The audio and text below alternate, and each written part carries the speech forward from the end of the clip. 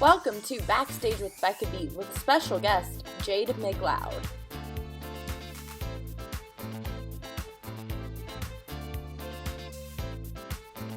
Hi everyone, and welcome to this episode of Backstage with Becca B. On this episode, this Canadian native has been seen in shows across Canada, such as Mamma Mia and Priscilla, Queen of the Desert. They are currently on the North American national tour of Alanis Morissette's Jagged Little Pill, where they play Joe. Please welcome Jade McLeod. Hello, how are you? Great, how are you? I'm good. I'm so glad we finally got to do this. I'm so excited to talk to you. I saw Jagged in LA and absolutely loved it. Oh, amazing. Oh my God, LA feels like 10 years ago. My God. It kind of does. It was when, like September? August? Yeah, September. Yeah. That was a while ago now. Yeah. Because tomorrow's December. Oh my God. Tomorrow.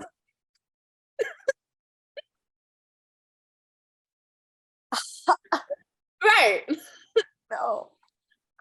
It's crazy. And then it's 2023. Yeah. Wow. It's nuts. Yeah. So how have you been, first of all? It's been a crazy time of year for you right now because you're on tour with the musical that in holiday season.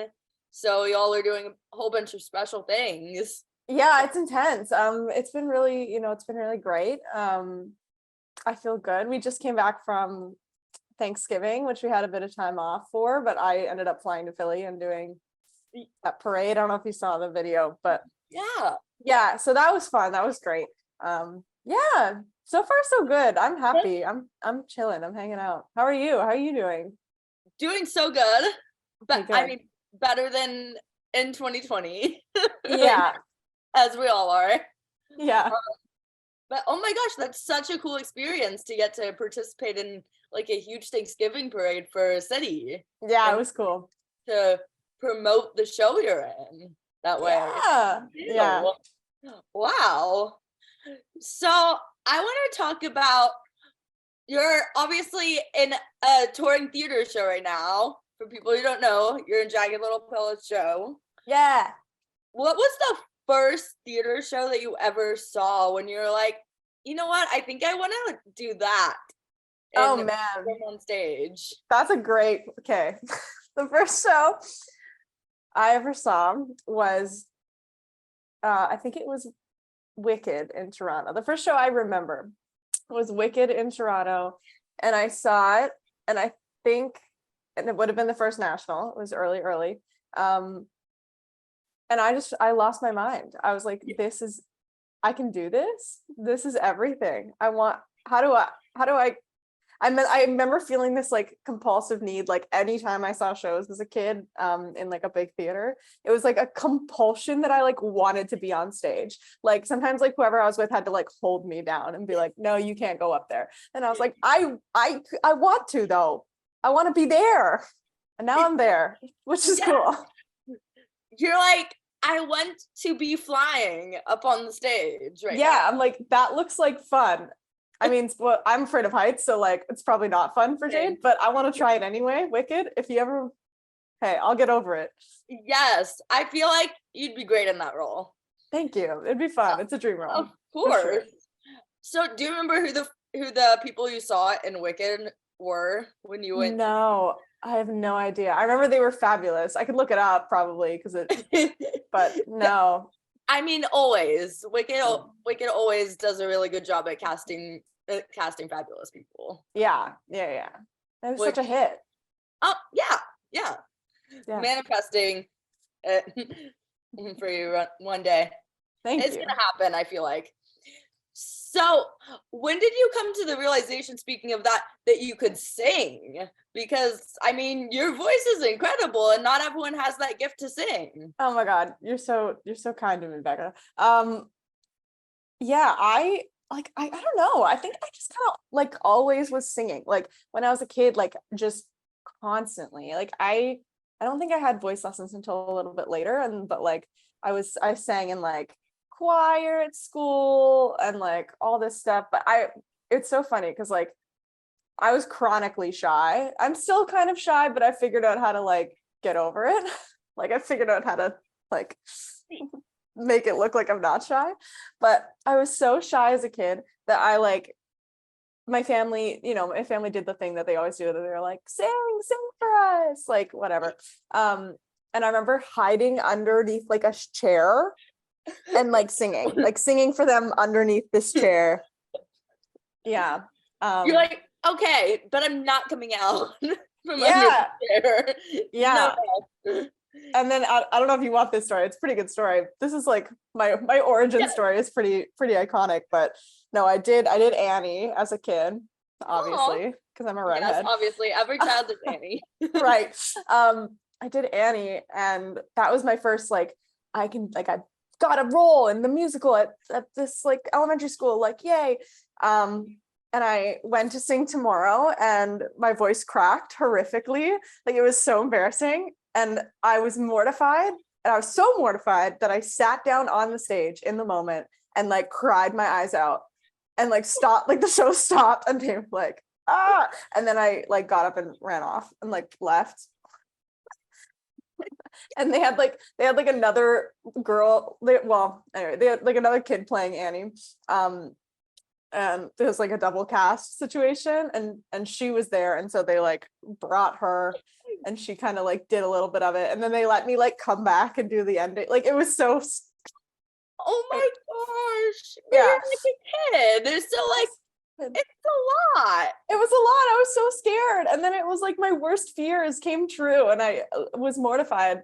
But somehow I kept going, and I didn't let it stop there, and now I'm just mortified all the time publicly, and it's great. I mean, and performers are like the toughest critics on themselves, to be honest. Like when stuff like that happens, the audience rarely knows, because the audience can't hear tunes like singers themselves can hear the tunes. So unless you sit down on the stage and cry, then they know. Then they know something bad. They know, maybe. Or they're like, oh, poor kid. Yeah. It's like parents, it didn't matter, it was fine. Yeah, they were probably like, oh my god, the poor kid, someone help. Yeah. Oh. But hey, iconic role. So what a bucket list item, especially at that age. Yeah, it was great. Yes. So you grew up in Canada, I read. What brought you like over to do theater here? You went to Clair College, which I saw which is in Canada, right? It is, yeah. Yeah, what brought me over here was a shiny little visa, but yeah. No, people didn't know this, which is so funny to me. Like I literally came from Canada to do this show. Like I wasn't in the States before this. I'd barely seen the States before this. Like I went to Florida a couple times for like winter, because winter in Canada is really cold. Yes. And then I flew to New York when I was 18 for like my birth. My mom was like, come to New York, like let's go to New York, and saved up a bunch of money, and we went to New York and saw my first Broadway show, which was Mamma Mia. And it was like right when it was about to close, so it was like kind of chaotic, but it's great. And then it was funny actually, the first its first year on Broadway show I saw on Broadway was Something Rotten with Heidi Blickenstaff in it. And I was like, small world. When I saw she was cast, like we had a Zoom meeting and she was there, and I was like, you're like, wait, what? Is this happening? I was like, I saw you in like one of my first Broadway shows. That's crazy. Oh anyway. My gosh. And now you get to work with her every night. I know, she's glorious. She's just the best human being. So I auditioned for this show while I was doing a show out in Calgary, at like a regional theater there, which is in like on like the west coast of Canada. I ended up taking like a red eye to New York and doing this final call back, and then flying back to finish my show weekend, and it was a whole thing. But they decided they liked me enough that they would do all the paperwork necessary, and here we are. Yes. Canadian in America. I'm gonna get more into Jagged in a second, but I want to talk. Speaking of regional theater, I love talking about regional theater because I feel like it's like very people are like Broadway is where it's at, and it's like and concentrated like on Broadway, but like regional theater is also so great Oh, yeah. and so special. What do you think personally as a performer makes regional theater special? Yeah. I mean, the regional theater that I was working at out there was like, that place is like home to me. It's called Stage West Calgary. And it is, I've done a lot of shows there and they are very kind to me. Yeah, and in a way, like they raised me. Like they really took me from like a kid right out of school to like the professional that I am now. And I think they were able to do that because regional theater has this kind of cool opportunity where they can hire people that have like been on Broadway and have, you know, have these like years and years and decades of experience, and they can also hire kids like I was when I first was hired there. So I got to learn from absolute pros. Like one of my best friends in the world now, his name's Galen, and he helped me with every inch of this Jagged audition because he's just a lovely human being. He even drove me to the airport. He's a good person. Hey, that's an amazing person. I want to find people who will like drive me to, because I'm not currently in LA, but like I want to find people who will drive me to like LAX on like Saturday morning. Yeah, he was great. It was late too. It was like right after our show. So he was sweet. Him and his wife are the best. But so nice. I tell him every day, I'm like, you have taught me everything I know about how to be a good company member. Because when I came into that show, my first show at Stage West, he was there. And he was just able to kind of like be like, hey, don't do that. Like, hey, you said that and that was little, like, just, hey, don't do that. Like, just try this instead. Like, of how to behave, not like giving other people notes. That's not the vibe. But like, just like how to act as like a professional. He's able to be like, you're doing great. Like, you don't need to freak out. You're fine. Yes, like kind of like helping to prepare for like a job interview or something, because it is at the end of the day like auditioning and stuff is a job interview. Yeah. And like he's, in terms of like a work environment, like I think regional theater is so special because like it's if you're not, no one comes right out of school and knows everything about how to do a large scale musical. So like regional theater, I feel like is a great kind of middle ground of like, you know, you're awesome and you're talented and you can totally do this, and let's teach you in a circumstance where like the stakes are lower and you can learn from the pros, and you're gonna be great. It's awesome. Yes. And you get room to grow in those productions too. Absolutely. Huge room to grow. Like, yeah. What's your favorite regional production that you've done and why? Oh. Okay. You can pick multiple for different reasons if you want. I have to pick two because Mamma Mia was my first regional production. That was like my first book musical that was a regional production. And it was awesome. I was like, it was the first time I was kind of like in a room working with people that I'd like idolized for a while. And I was like, okay, this is really cool. And like, I met one of my best friends on that show. His name's Seth. Hi, Seth, if you're listening. He's not. Memorable. Yeah. And it was just great. Him and I were living together. And we had the dog. Like, it was just like kind of this magical thing, even though it was like minus 30 degrees in Calgary. That's Celsius, not Fahrenheit. I don't know the Fahrenheit, but it was really, really freaking cold. Your eyelashes would freeze if you went outside.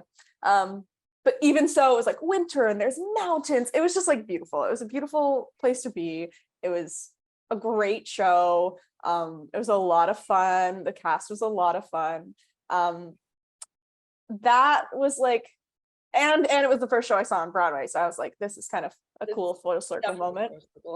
But my absolute favorite, I have to say, which isn't, it's tricky because this isn't a book musical. It was like a review that we did at Stage West, which for those of you who don't know, a review is essentially like a bunch of, you know, pop songs put together without really like much of a story. We're just like, you know, putting on a night of entertainment. Yeah. So like the most creatively fulfilling thing in the world? No. But like, is it fun? It's a lot of fun. Yes. And it was right after, it was in 2021, July. It was like the first theater in Canada, I think, to open up fully. That might not be true. One of the first for sure. And they called me. It was a direct offer, and they were like, here's this person's doing it, and this person's doing it, and this person's doing it, and like, come, do you want to do this? And I was like, I have been doing nothing for a year and a half, dying to be back on stage. Yes, I'm gonna come do it. You don't need to tell me anything. They're like, do you want to know like the salary? I'm like, nope, just get me my contract, I'll read it later. Just like, let's get go. me on stage. I'm like, I just want to be back. And the people that they rattled off were like some of the best people I know. Like, they're just like, they basically like just took a cast of like, they created a cast of like really awesome human beings that are also really talented, but just like lovely people, because they knew that like opening up a theater post-COVID where no one else was really doing that was going to be really tricky and was going to have a lot of challenges. And they're like, even in this phone call, they're like, we need you to know that this is going to be rocky, and we're going to roll with the punches, and we're going to throw a lot at you, and we don't have all the answers yet. And I was like, sign me up. I don't care. I love y'all.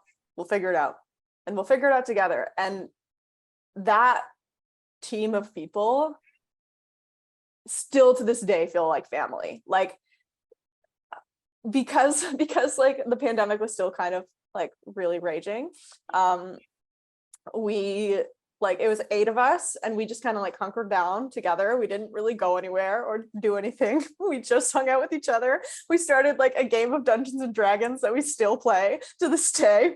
It's a family. Like, yeah, we're totally, so like, I think no matter where I go in my career,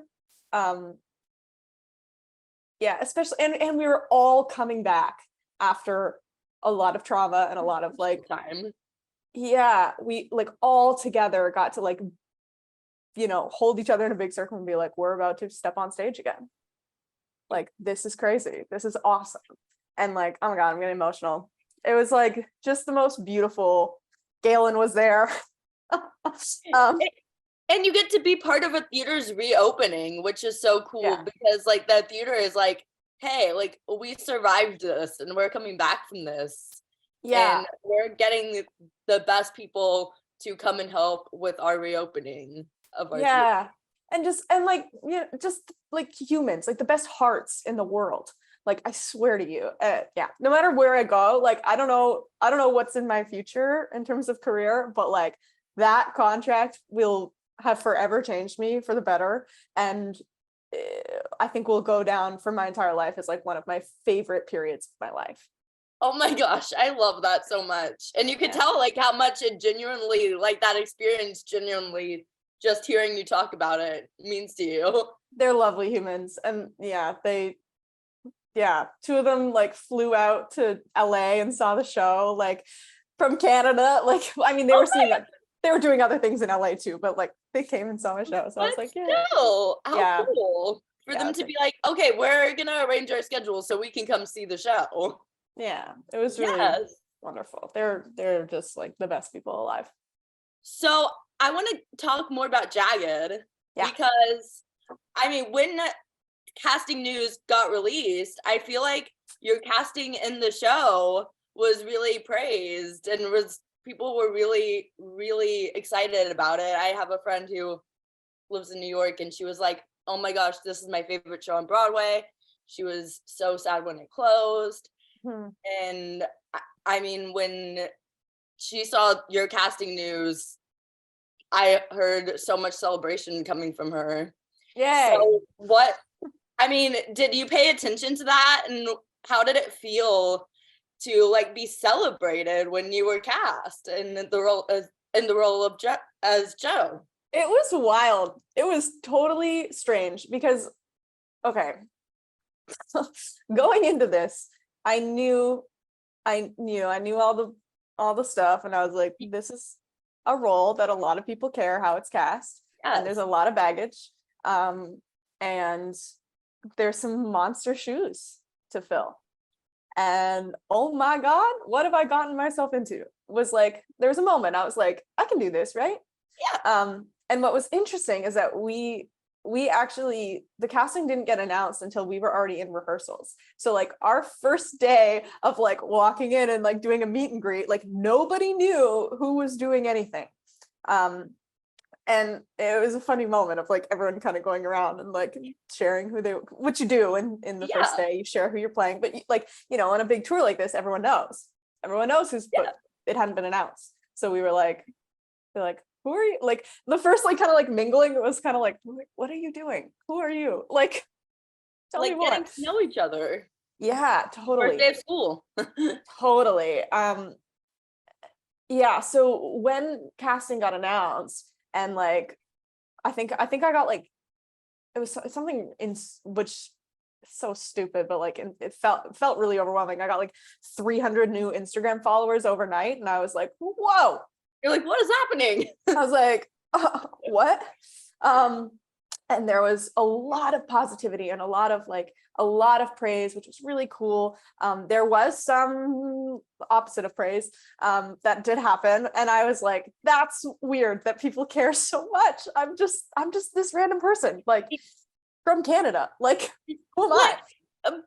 I feel like people who criticize casting when they don't like know any of the people who are cast, and they like just it was wild. Have too much free time on the internet. Was like there was a person from Canada that was like claiming to kind of know me, and I was like, you don't know me. And then it was a lot of people. It was so weird. Like there was a lot of people like coming out of the woodwork from my past being like, congratulations. And I'm like, we don't talk. What are you doing?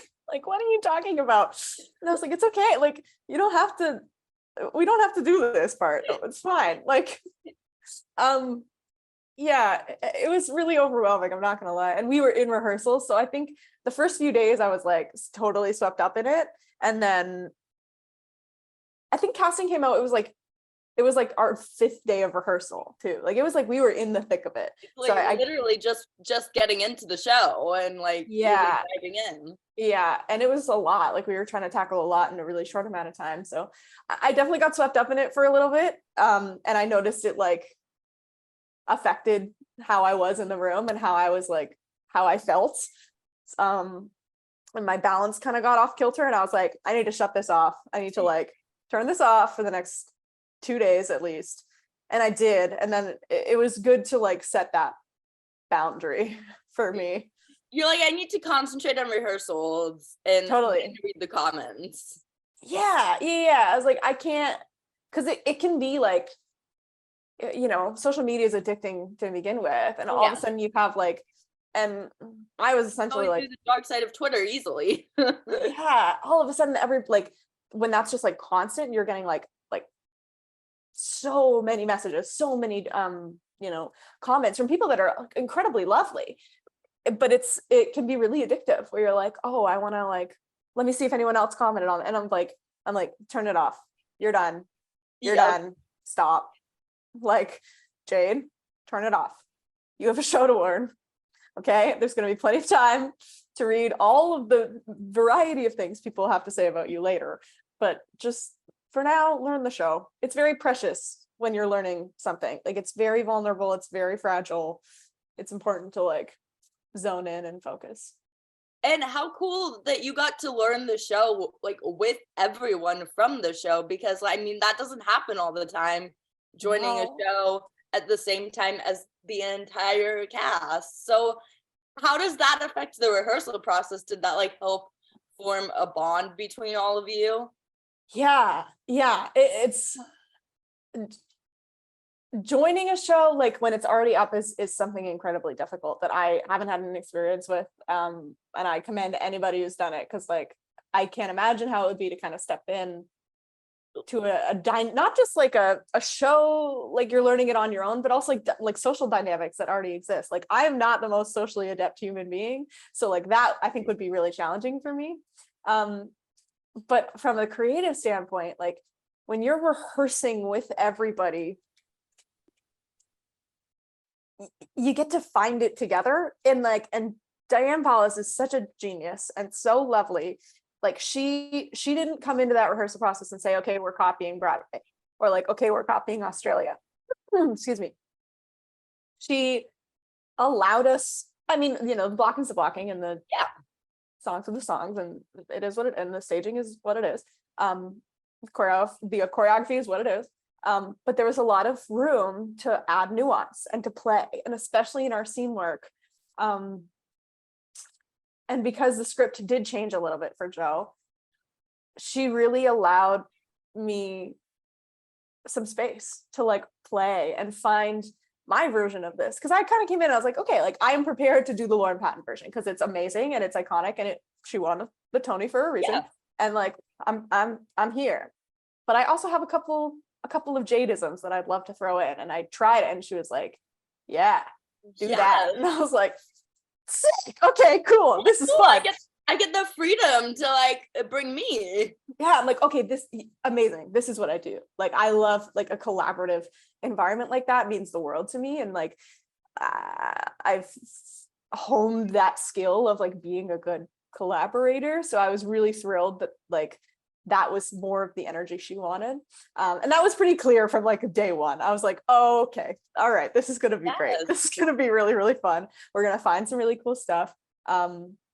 The best like thing, I think that the best example, the most concrete example that I can share is like, Jo canonically wore a beanie on Broadway. That was like the thing, was like Jo's beanie, right? Yes.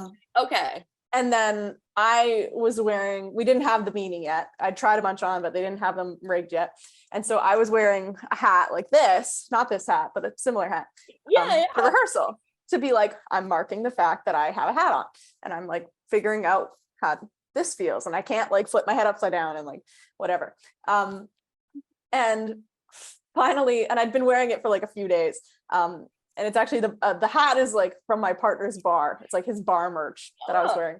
And You're Diane, and Diane pulls me aside to like try on a couple of beanies. She's like, okay, put this on, put this on, put this on. And I put the beanie on. She's like, no. Put the beanie on. She's like, no. Put another beanie on. She's like, She goes, can you put your hat back on? And I was like, okay. And I just want to see something. Yeah. And so I put that baseball hat back on. She's like, and she turns to wardrobe. She's like, this, can we have this? And I was like, all right. Hey. And it just was like, and wardrobe was like, okay. And they were totally down. And then, they had me wear that, and they're like, this is a little like, this is a bit of a like, cooler version of Jo. Like, not that Jo's not cool. Jo has always been really cool, but like a little bit more like confident, kind of like cocky, masculine version of Jo. Like that's what this kind of gave. And this, I'm gesturing to my head, people listening on the podcast. It definitely gives confidence on stage. Yes. And it was such a cool, like the fact that there was room to like do that. And when I told people, like I was like, guys, Jo has a baseball hat now. Jo, it's a backwards baseball hat. It's my hat, y'all. And it is literally my hat that I wore in rehearsal is the hat that I have on stage, which is really cool. But yeah, people are like Broadway fans about like fans from who saw it repeatedly on Broadway about like the baseball cap versus the beanie, because I'm sure they're like, oh wow, like that's a change. There's been a couple people that are the total super fans that are like, oh cool, like it's a hat. I don't think they know the story that it was kind of symbolic of like everything that I was bringing to the table. At least that's how it felt for me. I don't know. It definitely is. Yeah, it felt very like, oh, I get to like really make this mine in a wonderful way and build on this like beautiful journey the character has undergone for the past 5 years that they've been working on this show. I get to now like add my piece of this, and that's really cool. Yes. And how do you think during the rehearsal process that you went about making Jo like authentic and relatable for people? I just brought me, man. Like, I don't know, like, and this is so funny and strange about this whole process is like, I have never necessarily felt relatable in my life. I feel a little odd. Generally. We all are. Right. And that was what was kind of beautiful about this is like, who isn't and who doesn't feel that way? And so for me, it wasn't like, I wasn't coming into Jo being like, Jo is non-binary and that is like, they are, but like, this is what's, you know, this is who they are. I'm like, no, Joe is just me, and Joe's a little weird, and they're gonna be relatable to the queer community just because this story is so many of our stories. But I also want them to just, I don't even know if it was this conscious of a thought, honestly, but let's pretend that it was. I was like, I want every oddball in this audience, or anyone that's ever felt a little different, to like see Joe and see the fact and see me and my slightly strangeness that I bring to life, and feel like they can still stand on a desk and be a rock star, like see that they can still have people like love them and cheer for them and cry with them and laugh with them. Like it's so much, yes, like my heart and like primary, I'm like, this role is so important to the queer community, and like I want, you know, I think I have it in my Instagram or my Playbill bio too, that I'm like, this love for this show and for everyone, it's like specifically love to the non-binary queer community, because like this is for us. Let's fucking do this. Sorry, I swore. No. Sorry, It's podcast. all good. You're all good. I got impassioned. But yeah, and so more than that, because we are touring this across America, right? And you want people to see themselves. Yeah, and I want people that have never knowingly met a non-binary person in their life to still root for me. You know what I'm saying? Yes. And I'm like, I have to be so funny and so relatable. Yeah, and the way into that, which was so freaking cool, was just to be 100% myself in the room, and like my total weirdo self. And it worked, and now I can't go back. Now I don't know how to undo it. So we're stuck. World, you're stuck with this version of me. Oops, hey, sorry. Don't undo it. Yeah. Don't undo it. You gotta show people that, hey, it's okay to not be afraid to be your authentic self. Yeah. I feel like with Instagram, people are like, let's post the good things and totally. Let's create a whole like facade to hide behind. Yeah, because, and it's easy. And hey, I hope this doesn't sound rude, but like I commend anybody that like has that is what they love to do. Like they love to like curate this beautiful feed of like gorgeous, like I'm like, power to you, because I cannot figure that out. That is not a talent that I have. And it's gorgeous, and like it's, you know, people love it, and so, you know, do it. But you're totally right, there is also that kind of side of things that you want to hide a lot, and I'm guilty of that. I hide a lot on social media. I think anyone that doesn't, I don't know, just teach me your ways. Yes, anyone who's like 100%, who like shows 100% realness on social media, like I commend them. Yeah, because like there's millions of people potentially looking at that. Like for me, it's like, even, you know, we have a couple thousand people in the audience, and I'm bearing my soul and You Ought to Know, and I get off stage and cry. Like I'm like, that was scary. Like I'm so vulnerable. So like I don't know if it's possible to be that way on social media 100% of the time.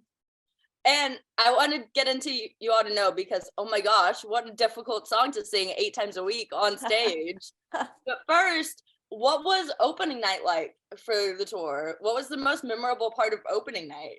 Oh man, okay, so you're probably talking about opening night in LA. Opening night of the tour and in LA. Okay, so both special. Opening night in LA was like wild. The true, like, this was technically previews, but like I think in this context it makes sense to talk about it like our opening, because it was like the first time doing the show in front of an audience, and like it was in Kentucky, and Louisville, Kentucky turned out like they filled that theater, and it was awesome. But I remember like getting laughs, and I was like, hell yeah, this is fun. Okay, like okay, they're with me. All right, cool. And then doing You Ought to Know for that first time, and like giving her, and like finish, and there's this big button, and like I was like, yeah. And I'm used to like, you know, crickets, and like a couple like our swings being like, yeah, and then Diane being like, okay, hold, okay, Jade, what are you doing? Like why did you do that? So I'm like, what I did an it. interesting thing to hear after, just like hold. Yeah, like, welcome to tech. Like sick. So we finish it and I'm like, yeah, and then like the way it felt like the audience like came at me because they were like, people jumped to their feet and it was like this wall of sound, and I think I started crying because I was just like standing there, and I was like, and our whole yeah, and our whole like ensemble beside me and like around me, we all just it was like this energy of like, oh, like this is what this is. Yes, this is what this feels like. Oh wow, okay, this is interesting. This is wow, this is a new feeling and I'm into it. And it doesn't happen, and it is you know, that doesn't happen every night, and it's not always. There was something special about it being like the first time that it was just like a full standing ovation, and you're like, wow, oh, okay, that's crazy. This is I mean, I felt like getting up after every number in the show pretty much to do a standing ovation, but it was like a random, like, I don't know what night of the week, and I was like, no, I'm not gonna block the person behind me. Yeah, fair enough. Yeah, so then so fast forward, opening in LA was wild. There was like a red carpet. Alanis Morisette was there. Diablo Cody's there, who's like an idol of mine as a writer. I'm like, oh my God. So she's there, Alanis is there. There's like a bunch of celebrities. JoJo Siwa is there with her new girlfriend. That was funny. Because like the next day we're trying to find like photos of our opening night, and the only thing the press was talking about is like JoJo and Avery like make relationship official on Jagged Little Pill red carpet. And I'm like, you're like, oh yeah. So honestly, kind of iconic. But like it was so funny. Anyway, so she was there. It was just really overwhelming, and we like, you know, by the time we got through the red carpet, we got through all the things. I was like, can I even do this? Like, am I even capable of this? And I honestly had like a full little mentee B. And Heidi Blickenstaff had to be like, hey, if you weren't freaking out right now, I'd be worried about you. You're gonna be fine. You're gonna be fine. We're gonna get through this. 11 o'clock will come no matter what. And I was like, Alanis is here. She's like, I know. Yeah, she's here, but it's okay. Yeah, You're gonna do it anyway. And I was like, okay. So anyway, Heidi Blickenstaff got me through opening night. So it was wonderful and magical and still like all of the things. And our after party was phenomenal.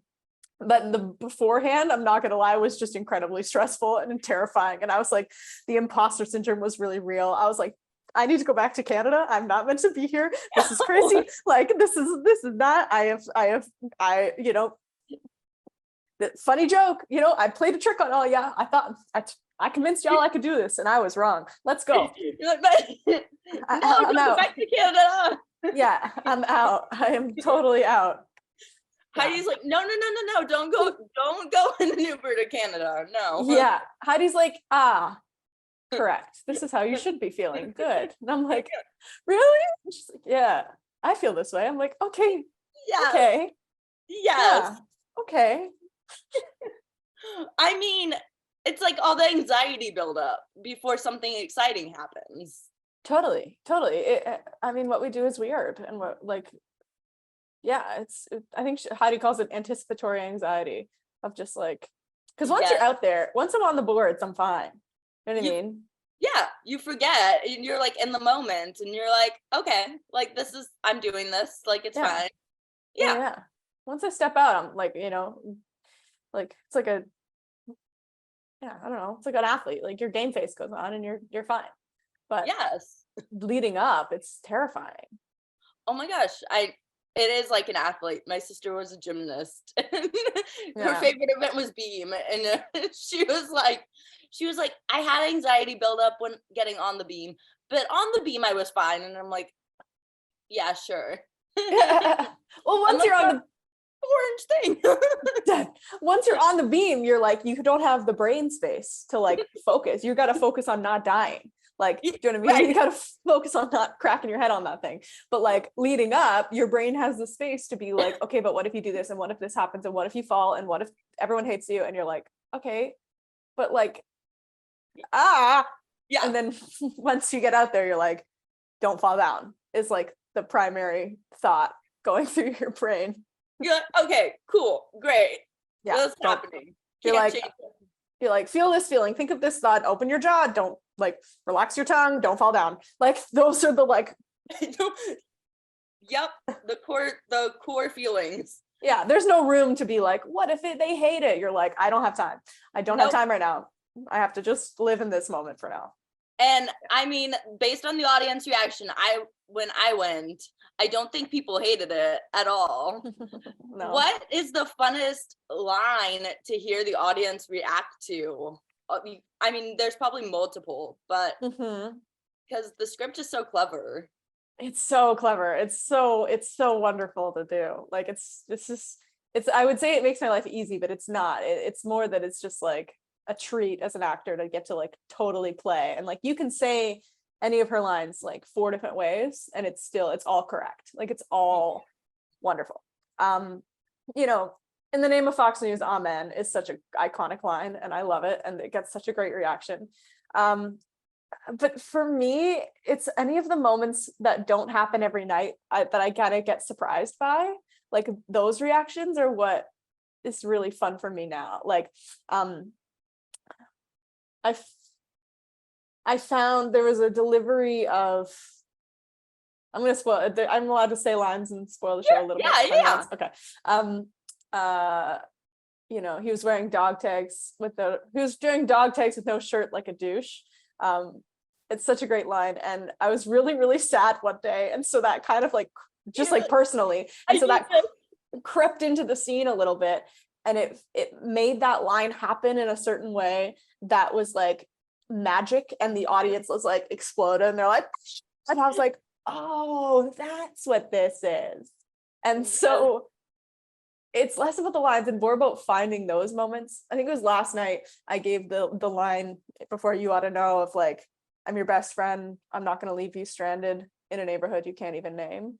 And I guess the way I said it was like with such vitriol that like the audience was like, oh, and I was like, I was like, oops, sorry. You're like, there's a reaction. Yeah, like that was a little intense. New reaction. Sorry, Frankie. Yeah. Hey, that's great to get like new reactions out of people. That I can't imagine how that feels like on stage. Cool. Yeah.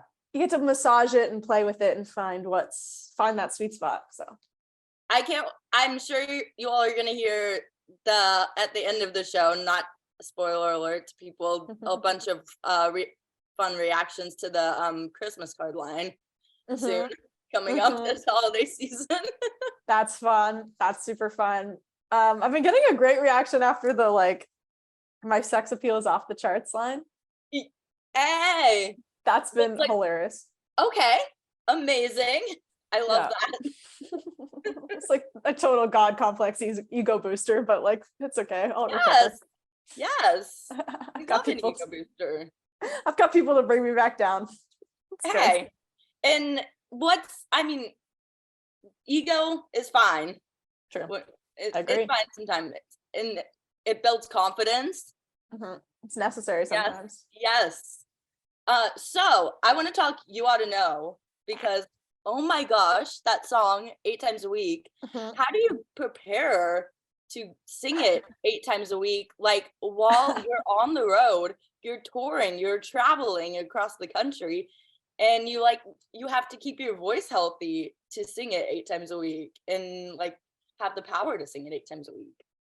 Totally. It's not easy. I've definitely like built my life over the years around, you know, doing this for a living and singing for a living. I don't really go to crowded bars very often. I don't really scream on roller coasters. It's not really a thing. Oh, really? Yeah. How do you not scream on roller coasters though? Like that takes willpower. That takes willpower. It's just self-control, I guess. I don't know. Yeah. So there's that. There is that element of like you just live your life. I drink a lot of tea and like steam and all of that. But specifically like for this show, I My partner's in a metal band. Ooh. And I learned a little bit of that world and how to like sing, because you heard I do Yes. I've got a rock voice, like not even really, which was so cool about this show is like, because this was the first time I was like, oh, you want me to sing like me? You don't want me to like tone this down for the musical theater world. You want me to like sing how I sing. Sick. So Yes. So there's a lot of training and technique that like goes into that as like a prepper, just to not blow it. And it was funny because there was a lot of people, you know, early on being like, how are you going to be able to do this 8 shows a week? And I'm like, yes, I can do it. I promise you I wouldn't do it if I couldn't. Like, I wouldn't give you this if I couldn't do it 8 shows a week. And I mean, hey, also like no one's perfect, and performers miss shows sometimes. Oh, yeah. Like, yeah. But I mean, it's hard for you all. You're all like, totally. No, I don't want to miss this show. So absolutely. I'm more talking about like, there's a specific like really gritty quality that like I'm putting on that. Oh yes. People sometimes get worried, right? Because they're like, we don't want you to get notes. And I'm like, I don't want me to get notes either. Yeah, you're like, that's more what I mean. I mean, people are going to miss shows. Like, it is what it is. It's more that I'm like, I'm not giving you something that's not sustainable. Like, yeah, that's more what I meant. You can totally hear that it's sustainable. Right. Which is, and people are like, what the heck? Yeah. They're like, huh? Yeah.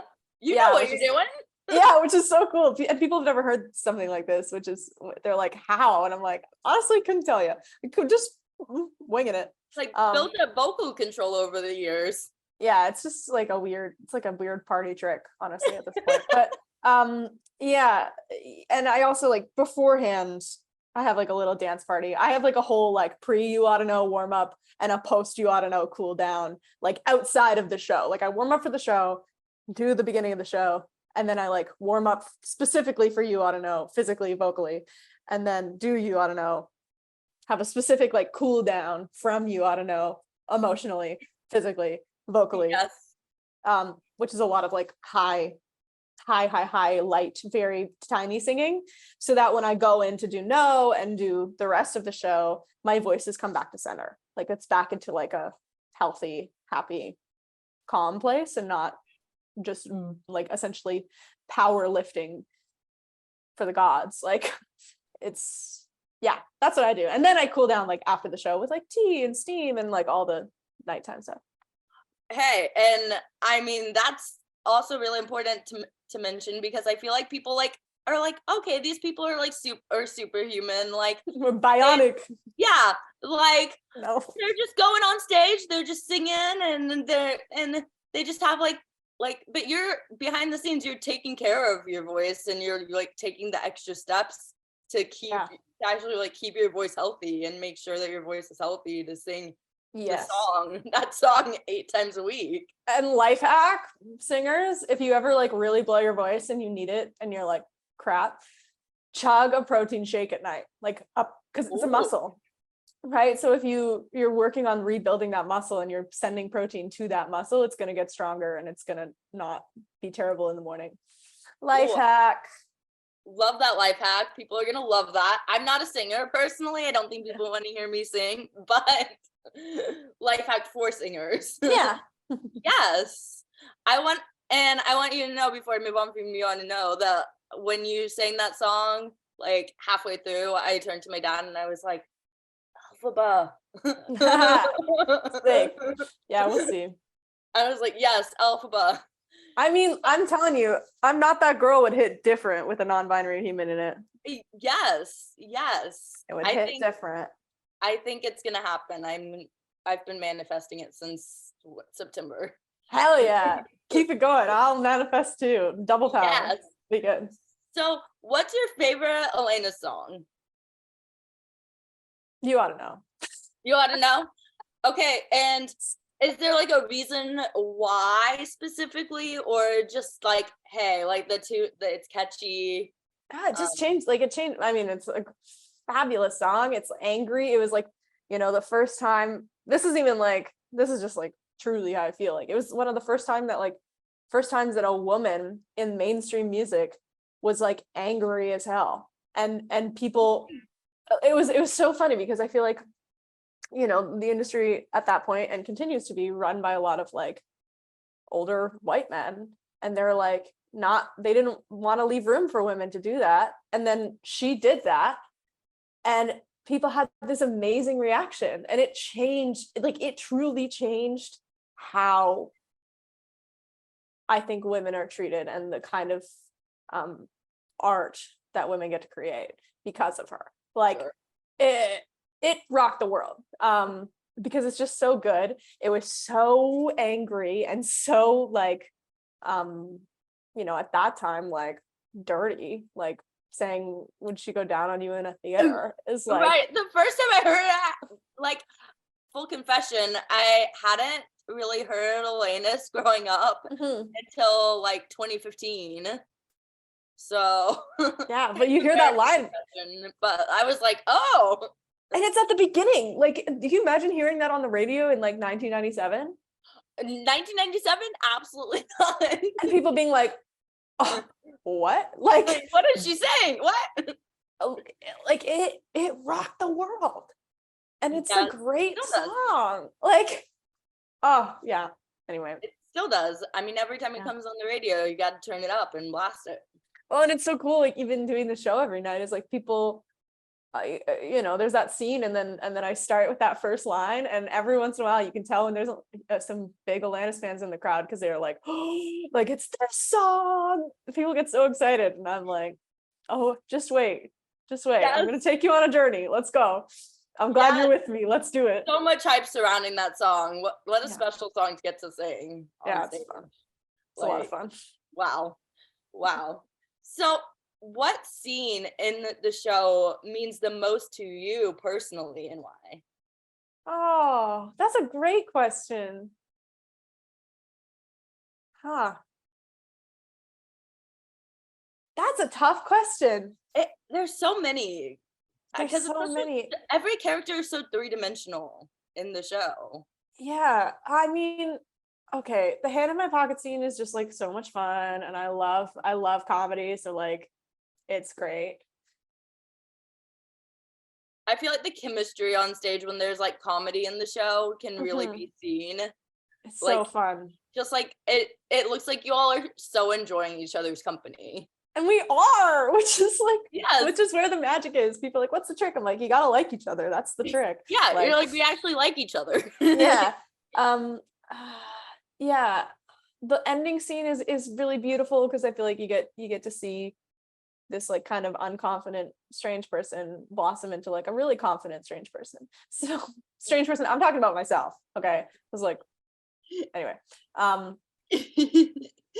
Yeah, but I think the one that it's also the hardest, but it means the most to me, is the entirety of That I Would Be Good. Joe gets to talk about like a little bit of that feeling. You for the first time, you see them not have it together, and like you see underneath the comedy, you see underneath the like bravado, the human. You see the human. And I can totally relate to that in a big way. It's, you know, and when I was learning it for the audition, my friend Galen, who was coaching me and working with me on it, he was like, you know, just do less, like just like stop, like you're doing the Jade thing of like you're performing it still, and that's the opposite like, of what this song is. Like, Joe is always performing. Joe's always on and cracking jokes and trying to make Frankie laugh and trying to get people to love them. And now they're not. They're just by themselves, and like, turn it off. Whatever he's like, turn it off. Turn it off. And I was like, okay. And I did that, and I like just sang it through. And he's such a loser. He was like crying. Like, he's like, I did the stuff. He's like, I'm just so proud of you. And I was like, okay, Dad, like, get out, get away from me. Yeah, but I joke. Well, there's the performer coming back in. I mean, it's also like, hey, like, why, friend, are you sitting there crying? You're like, what? No, but he was just really proud of me, and he was like, that's that's where you get them. Yep. That's, they're already on your side because you've made them laugh. Now you make them fall in love with you. Yeah. And the fact that like, oh God, I keep getting emotional. The fact that like the way to do that in this show is just to like drop the bravado and drop the layers is really cool. It is. I feel like in the show, everyone sees themselves in one character or another, which is what makes the show really cool. I mean, totally. I never got to see it on Broadway, so I went into it like really like not knowing what to expect, and I was like, okay, this show like exceeded my expectations. Oh, good. It's something. It really did. So how would you convince theater fans to come see Jagged Little Pill on tour? Oh, man. Okay. I feel bad convincing people to come because it is such a heavy show and there is so much there's no better word that is triggering about it. It's like intentionally that way. So I don't want to convince because I'm like, hey, you have to sign up for this. You have to buy into this on your own.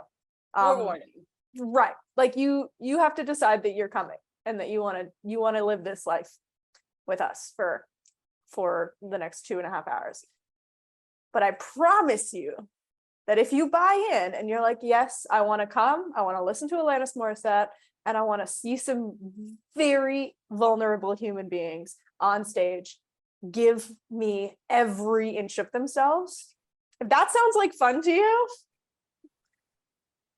you're going to have a great time. Like your life will change. Like you will be like, this isn't, we're not your typical musical. It really isn't. It's like it's more not. It's it like kind of like it's for theater fans, but it's like times like it's real.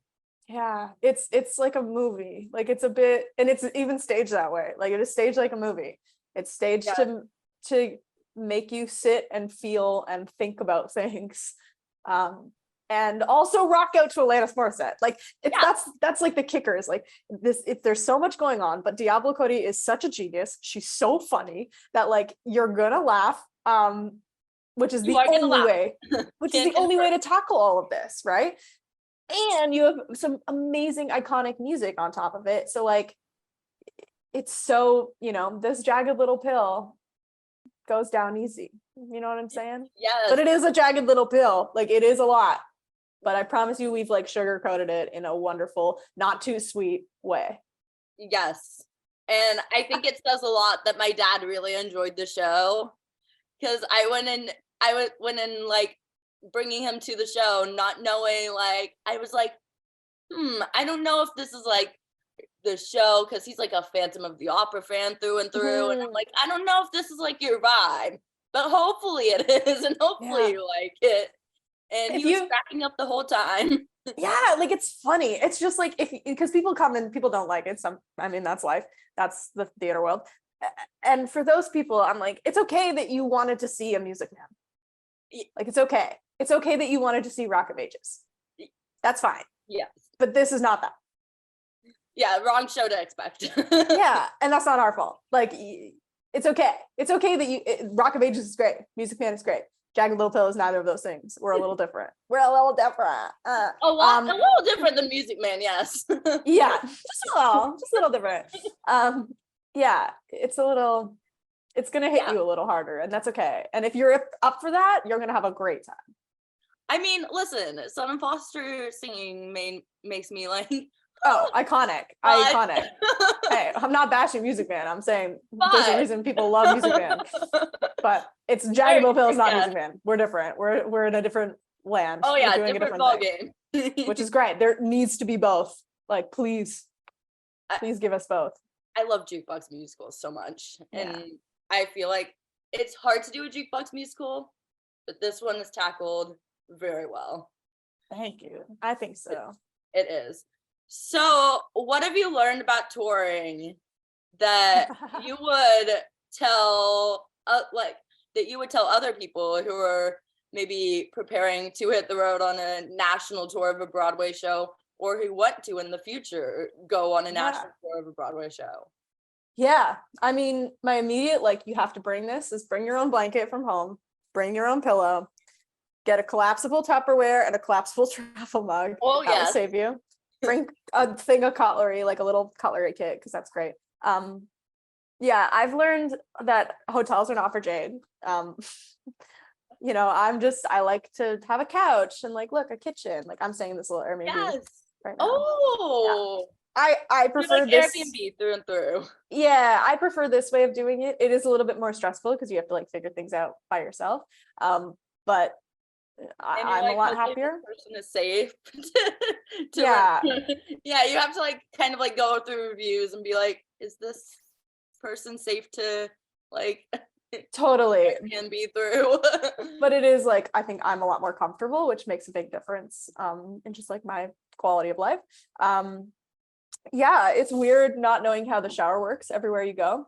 That's the strange part.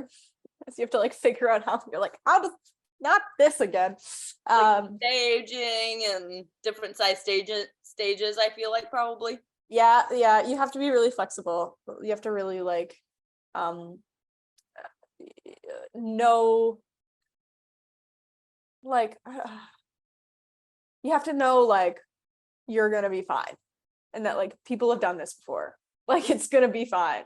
And now we're like, you know, we're 3 months in and it's like, oh, okay, that's where this is today. Cool. Like, it really doesn't affect you. Like, you're like, all right, I still do my show on stage. The stage itself doesn't change that much. It's more like backstage, and everything else is a little wacky. Yeah, but you figure it seems really overwhelming at first, like at least it did for us, where we're like, okay, so we have to figure out how to do this in a new space every week, like what? And then we were doing it and we're like, oh, it's fine. Like, it's totally fine. Okay, it's pretty like it kind of, it stays the same generally.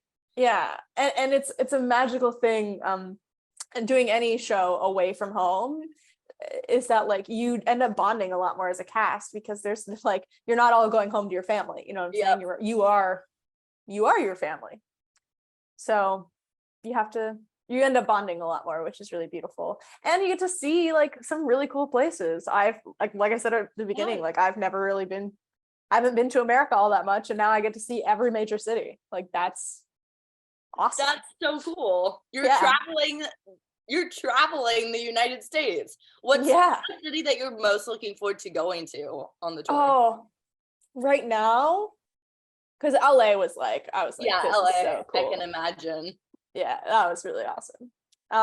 I looked forward to Seattle because I'm a big Last of Us fan, and that totally lived up to my hype. It was so great. Seattle was awesome. Now I think I'm really looking forward to Philly because I have a few friends coming. And I'm at that point now where I'm like, I want my people to see this. I want to do this for my people. So that, to build on that, I think my next favorite city after that is Detroit, because I have a few friends. I went to school in Windsor, so it's just right across the border from Detroit. Okay, so it's like very close. Yeah, so people are going to come see it there. My in-laws are going to come see it there. And yeah, my mom's coming to see it in Baltimore, so I'm looking forward to that. But I'm looking forward to Ottawa. I'm looking forward to going to Canada. Yes. And doing this in Canada. Yes, you get to be like, hey, I'm here. I'm showing. And I'm here. No. Hi, Canada. Yes. Yeah, I get to. That was gross. I'm sorry I did that. No. Yeah. Sorry. No. I get to to do it in Canada would be really fun. Yes. So what is on, I know we've talked Wicked and we've manifested Wicked. What's on your Broadway bucket list? Orpheus in Hadestown. Oh, I need it to happen. I love Hadestown so much. I don't know if it will happen, but I need it to happen. I'm manifesting this to the gods. Cast me as Orpheus in Hadestown. I think it would be a journey. I think it'd be great. Just don't turn around at the end. I know. To do that every night, like you have to be there and you'd have to in that moment just be like, I don't want to do this. Like, I don't want to do this, but I have to. Anyway. Just ask like if you do it, just ask if there can be like one night where you don't turn around. No, it has to. And It's the whole I'll come to the show that night so I don't burst into tears when right. Oh my God, I cried so hard. I was like, you don't think you're going to, because you're like, I know what's gonna happen. Like literally, I know he's gonna turn around. But the way it's done, you're just like, it just wrecks you. That whole show wrecked me. Anyway, I need to do it. I need to do it at some point. Yes. That Alphabet and Wicked we talked about. Yes. Everything else, like, it's tricky because there aren't a lot of roles that have been written for non-binary actors, or so there's stuff I'm connected to, but there's other than Orpheus and Alphaba, there's nothing that like really is like screaming at me right now. So maybe they'll write something. Maybe something will get written and they'll be like, let's hire Jade because we like Jade, or I don't know, bribe someone to like. Yes, someone needs to write some like new original work, originating something. Yes. Yeah. I love Yes, I'm so glad you said that, because I feel like I can like the character is so relatable in a way to me. So, oh my God. And again, he's like a little oddball. That's the whole thing. Yes. Yeah. I read that like Reeve Carney like maybe portrays Orpheus as having autism, which I'm not sure. So that was really cool for me. Like when I watched it, yeah. There's definitely some neurospicy stuff going on. It's cool seeing that on stage and like feeling represented on stage in that way. Yeah, absolutely. I hear that. So how do you work on self-confidence in this industry? Because like, as I said earlier, like performers are the toughest critics on themselves. For me, I think it's all about balance. It's about like, that critic is going to exist and it needs to exist in order for you to improve and get better. And so the flip side of that is the God complex part, which is not, I don't know if this is good advice, but this is just what works for me. That comes in when you hit the stage, and you have to kind of be like, everyone out there is going to have a million opinions, and if you think about it, you will not do it.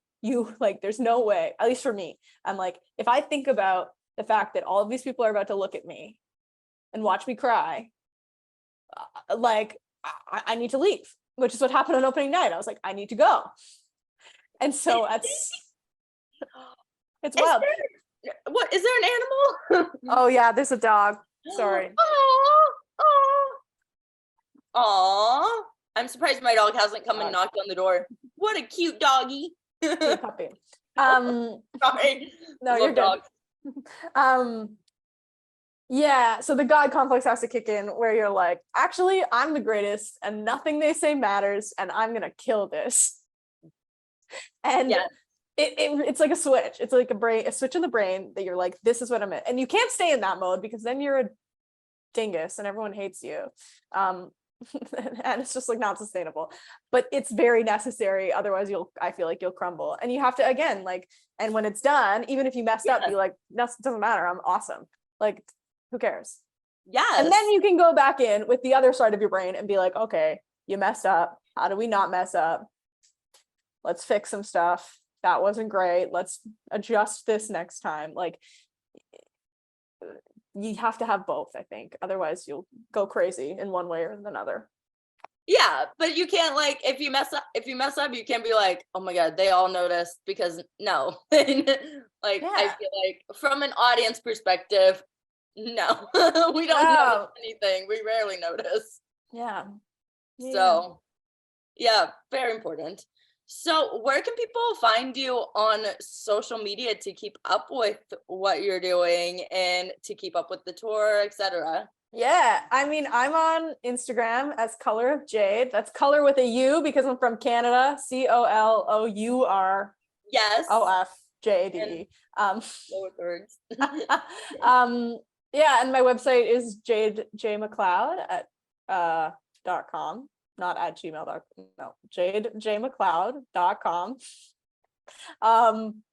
Yeah, that's where I live. I live on, I mean, if you find my TikTok, that's a bonus surprise for you because I'm slightly unhinged on TikTok, but it's fun. It's all for the laughs, all for the joy. It is fun. TikTok's fun. And editing on TikTok is fun. It's so fun. Oh my gosh. Yeah. I have like coaching and stuff on my website if anyone feels like taking a lesson one of these days. Yes. Yeah. Ooh, I love that. And I'll mention that in the description Yeah.